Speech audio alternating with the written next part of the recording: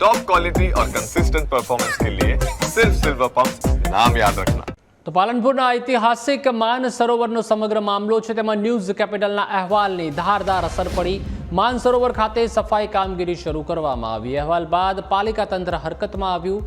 તળાવમાં આવતો ગંદા પાણીનો પ્રવાહ બંધ થયો, ત્યારે બંધ કરવાની કામગીરી હાથ ધરાઈ છે। ત્યારે તળાવની કરોડોની કામગીરી સામે ઉઠેલા હતા અનેક સવાલો। શહેરજનોની માંગ છે કે માત્ર 1-2 દિવસ નહીં, કાયમી ઉકેલ લાવવામાં આવે।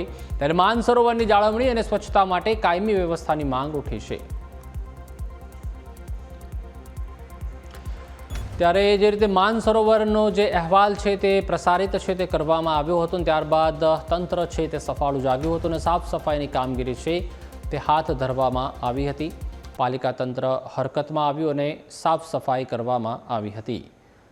ત્યારે જે રીતે સ્વચ્છતાના મોટા મોટા દાવા કરવામાં આવે છે, લાખો કરોડો ખર્ચવામાં આવે છે, તેમ છતાં ઘણીવાર સ્વચ્છતાનો અભાવ છે તે જોવા મળે છે। ત્યારબાદ સ્થાનિક લોકો અવારનવાર જ્યારે પ્રશ્નો ઉઠાવતા હોય છે અને ત્યારબાદ સફાઈ કામગીરી હાથ ધરાતી હોય છે। ન્યૂઝ કેપિટલ દ્વારા ગઈકાલે જે અહેવાલ ચાલ્યો હતો એ બહુ સરસ ચાલ્યો હતો। પાલનપુરની પ્રજા માટે અને એમના હિત માટે બહુ સરસ અહેવાલ ચાલ્યો હતો।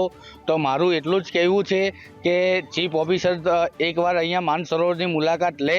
અહીંયા કર્મચારીઓ તો એમને મોકલ્યા છે, એમને કામ પણ શરૂ કરાવ્યું છે, પણ એકવાર મારી એવી નમ્ર વિનંતી છે કે અહીંયા ચીફ ઓફિસર ત્યાં નગરપાલિકામાંથી એસી ઓફિસમાંથી અહીંયા આવે અને માનસરોવર ખુદ મુલાકાત લે અને એનું નિરાકરણ લાવે। આ કરોડો રૂપિયાની ગ્રાન્ટ જે પાસ થઈ છે એ અહીંયા દેખાય એવી વ્યવસ્થા થાય એવી અમારા પાલનપુરની જનતાની નમ્ર વિનંતી છે। કાલે ન્યૂઝ કેપિટલમાં સાહેબ પોતે બોલ્યા છે, પોતે એમનું ઇન્ટરવ્યૂ અમે જોયું છે અને એ ઇન્ટરવ્યૂમાં સાહેબ એસી રૂમમાં બેઠા બેઠા શાંતિથી બોલે છે કે સરસ મજાના વિકાસના કામો કર્યા છે। અરે તમે કેટલા વિકાસના કામો કેવી રીતે કર્યા છે અહીંયા આવીને જુઓ સાહેબ। 7 કરોડથી વધીને રૂપિયા તમે વાપર્યા છે, એ જનતાના છે। જે જનતાના રૂપિયા તમે વાપર્યા છે પણ કઈ દિશામાં વાપર્યા છે એ કંઈ દેખાતું નથી। આજે હજી બી ગટરના પાણી આવે છે, એ જ દુર્ગંધો ફેલાય છે। તમે એ જે પણ તમારે કોઈ પણ જગ્યાએ તમે પબ્લિકની સામે અહીંયા આવીને સાહેબ તમે જુઓ ને અને પબ્લિકની સામે આવીને બોલો ને, બસ હું બીજું કશું કહેવા નથી માગતો સાહેબ। પણ આપણે જે રૂપિયા પબ્લિકના ટેક્સના રૂપિયા જે તમને ગ્રાન્ટ મળી છે ને ગ્રાન્ટ તમે કઈ રીતે વાપરી છે એ પહેલાં તમે જુઓ અને આ કામ સારું કરીને બતાવો। બીજી બધી વસ્તુ ગઈ એક બાજુ, બીજું અમે કશું કહેવા માંગતા નથી। બનાસકાંઠા જિલ્લામાં ફરી એક વખત ન્યૂઝ કેપિટલના અહેવાલની ધારદાર અસર છે તે જોવા મળી છે। એટલે કે ગઈકાલે માનસરોવર જે ઐતિહાસિક તળાવ છે તેનો અહેવાલ ન્યૂઝ કેપિટલ દ્વારા પ્રસિદ્ધ કરવામાં આવ્યો હતો। ત્યારબાદ આજે પાલનપુરનું પાલિકા તંત્ર છે તે ઊંઘમાંથી ઉઠ્યું છે ને અત્યારે દોડતું થયું છે।